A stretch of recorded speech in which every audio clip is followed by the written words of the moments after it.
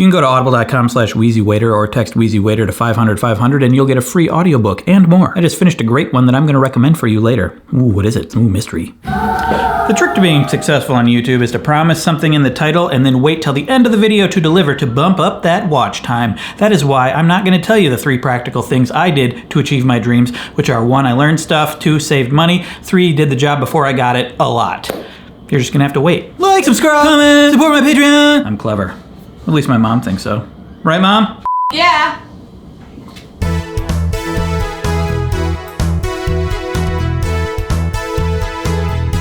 Hi, I'm Craig, as far as you know. Recently, I achieved 1 million subscribers. Yay! It only took me 13 years. Yeah. First of all, let me say that my dream was not to hit 1 million subscribers. You shouldn't hit anyone, Craig. You know what I mean? You know what I mean. My dream was to make entertainment for a living. You could arguably say this is entertainment. I'm so modest. Some people are mod, some people are modder. I'm the modest. And in this video, I'm going to go through the very practical steps I took so that you too can achieve their dreams. Actually, they probably have already achieved their dreams. How about you? You can achieve your dreams in the name of the... Sorry, I'm thinking about you too. Disclaimer, you need to follow these rules exactly or you will die.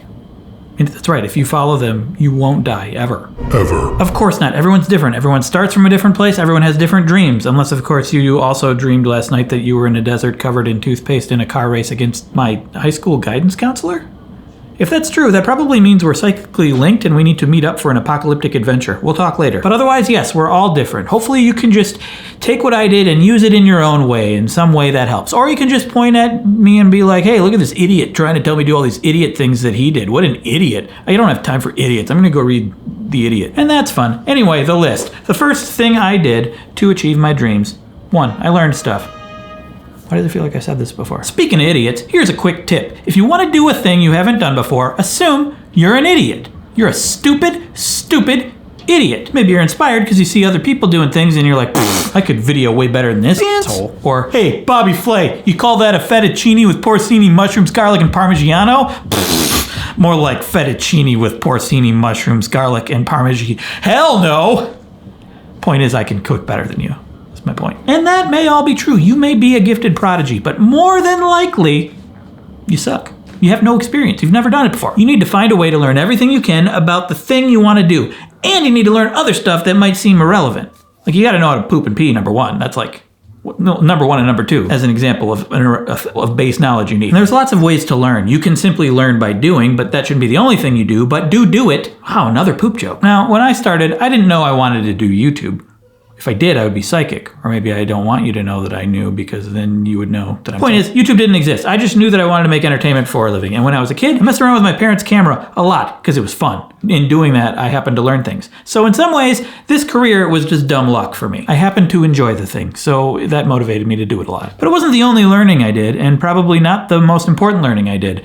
I think the most important learning I did was all the creative writing classes I took in college. I'm not saying you need to go to college. I mean, if your dream is to be a brain surgeon, you probably should read a few books. But the creative writing classes were so useful because they forced me to write a story on a deadline, and then they forced me to sit there while the rest of the room tore my story apart, and they forced me to tear their stories apart. Metaphorically, of course. Unless I really hated their story. Or I needed kindling. We didn't have indoor heating back then. I'm old! Anyway, that creative writing process was a boot camp to understanding audiences and your own ego. It was an incredibly useful way to get comfortable with not pleasing everybody, which I still struggle with. Looking forward to all the this guy talks too fast, too many jokes, he's annoying, I hate his list, you should shave all his hair off, brainwashed in some way politically on either side. Who are you? What is this? I hate it. I also learned basic video production stuff in college. I learned editing and lighting and shooting and so on and so forth. But now a lot of that could probably be learned by just watching YouTube, which didn't exist back then. I'm old. So the point is you gotta learn the basics and find a way to experiment.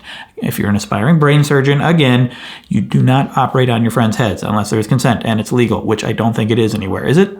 Is it legal to DIY brain surgery anywhere? Let me know in the comments and I will be sure to wear a helmet when I'm there. But I also mentioned you probably need to learn things that seem irrelevant. There are things you don't know that you don't know. On the road to my career, there were things that I had to know that I didn't ever really think about. How to do your taxes as a self-employed person, how to find a good hot dog costume. It actually wasn't that hard. Things that I kind of hated and didn't want to have anything to do with. Networking, branding, marketing, like, subscribe, comment, and other things like dealing with copyright and legal stuff, and being aware of sensitive issues that are happening in the world, because now I'm making things for potentially anyone in the world. Avoiding burnout, because the thing I love now becomes the thing I have to do. Basic health, so that I have enough energy to counteract my old man disease. I'm old. How to manage money. Which leads to number 2, I saved money.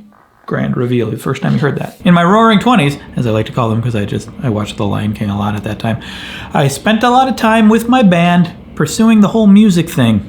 And not much else. And I waited tables. Not well, was not a good waiter. But, side tip, if you're ever pursuing a dream that's hard to achieve, in the meantime, I recommend waiting tables. It's flexible, gives you exercise, probably friends if you're not a jerk, and you don't take the work home with you. When you're done, you don't think about it. And there's restaurants everywhere in the world. Well, I mean, most of them aren't open right now, but once they reopen, side tip over. I was barely paying rent every month. Again, not a great waiter. Also, not a great money saver. I don't know what I was throwing my money away on. Booze, probably eating out at restaurants more than I should have. Cookies. Going to see the occasional movie. Mani-pedis. But living month to month with no savings didn't really give me any confidence to try things and fail, or to buy things that would help me try things. It didn't help that I only knew Final Cut Pro, which is a Mac program, and I didn't have a Mac. That required money. And then my dad, yes, this guy. Hey-o! Hey-o!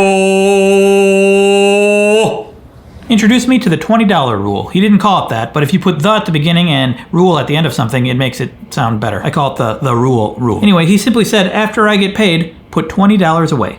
That's it. Just so happens when you wait tables, you get paid after every shift, unless it's a really bad shift. So every shift that I made more than $50, I put $20 away in an online savings account that made it more difficult to just easily pull money out. I discovered very quickly that I didn't even need the money I was putting away. What was I using it for? Cookies. Mani-pedis. Light racketeering. Laser tag. And then sometimes after a shift, I just started putting $50 away. And then it didn't take that long, and I had enough money to buy a MacBook, and then I bought it, and I started editing.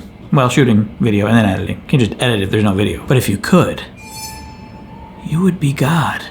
And my savings was still growing. We should acknowledge I had an advantage at this point in my life because I was sad and alone, and I didn't have to pay for a big house or a car or a family. I was just in a crappy apartment with enough room for my dirty goods and my tears.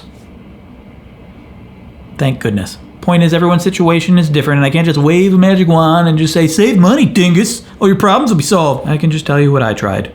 Maybe give the $20 rule a try. And finally, what I did to achieve my dreams. I just did the job as if I had it. A lot. Now, yes. Now, obviously, this depends on what type of dream you want. Again, brain surgeons, you ruin every generalization. Well, maybe not every generalization. Okay, you're ruining this one too. I remember when I was fresh out of college looking for an editing job, and even looking for a waiting tables job. Everywhere you go, it's like, well, we need someone with experience. Well, how do you get the experience if you have to have the experience to get the experience? Well, you might have to find unorthodox ways to get the experience.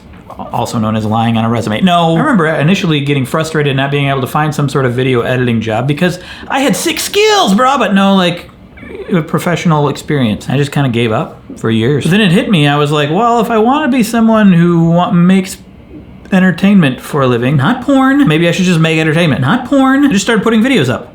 Over and over and over again. Not porn. Silly videos. To no one, except my circle of friends. For 3 years, I made 100 videos and I had 32 subscribers. But in that time, when I started making the videos, my friend Ryan started getting me work because he saw that I was someone who makes things. He was a freelance videographer, and he got me to edit bar mitzvahs and bat mitzvahs and weddings and quinceañeras, all sorts of rites of passage. And then a web development company that a couple of my friends worked for was looking for a videographer, and they told their boss, hey, this guy, he makes things. And I got a full-time job making video for various businesses around Chicago for their websites. And that job, by the way, gave me a lot of experience doing interviews, which I've been doing a lot more recently. I'm super skilled now. Hey, Tom Hanks, thanks for talking with me. So what's your favorite sandwich? Because I like bologna. So I just became known by my friends as a guy who makes videos because I made videos, not because I was making any success with them, but while making them, that was also great practice. And I treated it like a job, so I knew exactly what it would be like. So I knew if that was going to be the job I wanted or not. And I created a new normal. I just knew I was going to make videos every weekday, so when any work thrown my way, it wasn't intimidating at all. It was just something I was already going to do anyway. I didn't think, let's see, if it takes this much time, then I'll get this much money, and then I won't have this much time to eat cookies and have mani-pedis. No, I already had the schedule made. I was going to make videos from this time to this time. I didn't even think of it as work, just a silly experiment that I was doing. And to this day, I still think of it that way. So whatever job you want to do, try to find a way to just do it anyway. Brain surgeons, maybe you can play Operation. I don't know. It's sort of fake it till you make it, but it's also just actually do it. Do it till you do it. Do it till you do it. Like if you want to get into PR, I don't know, find a local band and start promoting them. Pro bono, not pro bono. That YouTube does not need promotion. It'll also be a good way to learn if you actually want this to be your job or not. Once this becomes your career, it is the thing you are going to have to do a lot. So that's what I did. Take as much of it you want that applies to your situation. Thank you. Feel free to point out how fast I talk and how you hate my lisp, or you thought this was a Vsauce video, whatever. And now I would like to thank the sponsor of this video, Audibly.